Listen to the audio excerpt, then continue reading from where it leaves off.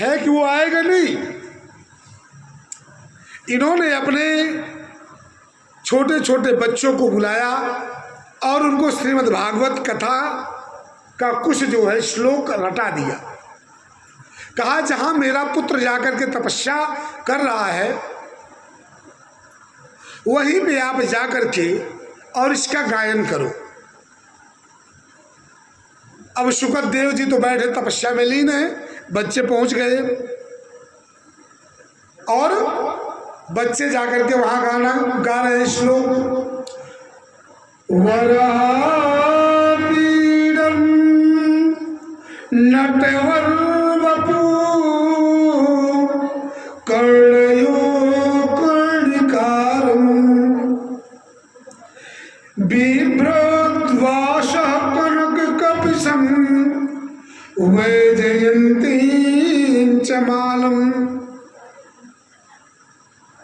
वरापीडम नटवर वपु, भगवान के सुंदरता का वर्णन कर रहे हैं।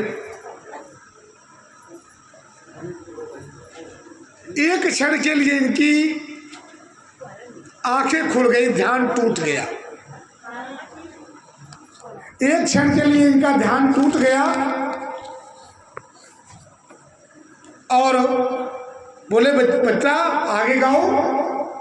बोले ऐसा है, इससे ज़्यादा मुझे नहीं आता, इससे ज़्यादा अगर जानना है तो इस प्रकार के 18,000 श्लोक आपके पिताजी के पास आप चले जाइए।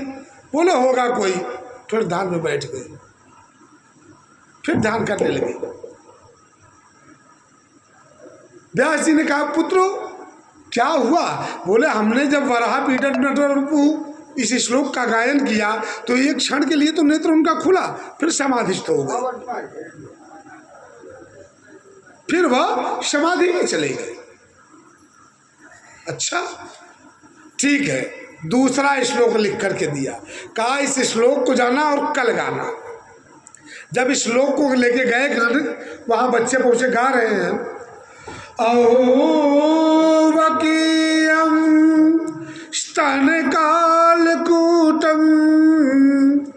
जिघासयापाय यदाप्यसाध्वी लेभे गतिं धात्रो युचितां ततोऽन्यं कम वा दयालु शरणं व्रजेम।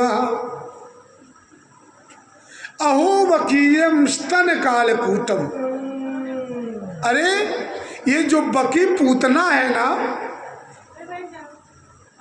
ये अपने स्तन में कालकूट नामक विष, यह अपने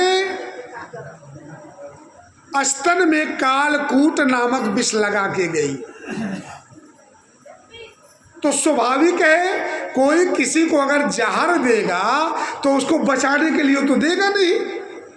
जहर अगर कोई किसी को देगा तो मारने के लिए देगा।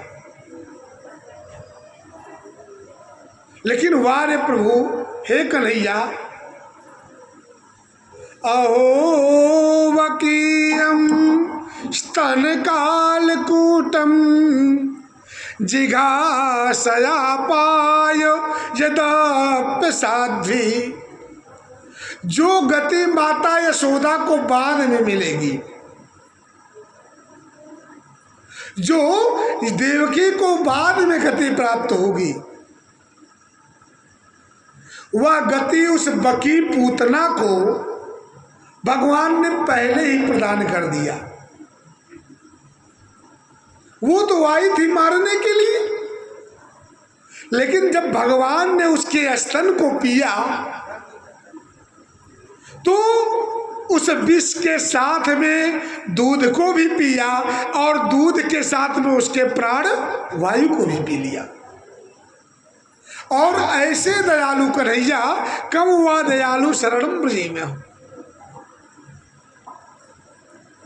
ऐसे दयालु कन्हैया है। जब इस प्रकार इन्होंने सुना,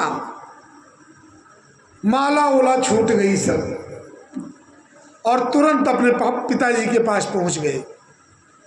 प्रणाम किया साष्टांग। हे पिताश्री, हे पिताश्री, ये जो आपने 18,000 श्लोक की संहिता तैयार की है, ये मुझे सुनाइए।